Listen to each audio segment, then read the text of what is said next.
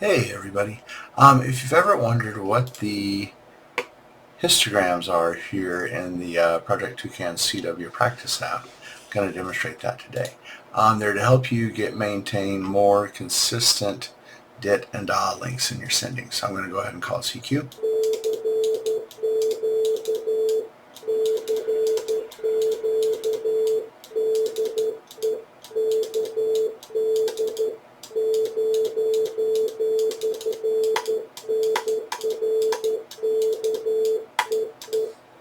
And so you can see what it's doing is this pile of times is my dah length, and this pile is the amount of time that I'm holding the key down for dits.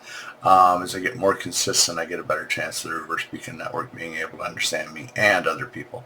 The histogram down here is spacing between dits and dahs, and then you can think of this as spacing between characters. And out here, eventually, a peak should form, especially if my keying was more uniform, of the length of time between words.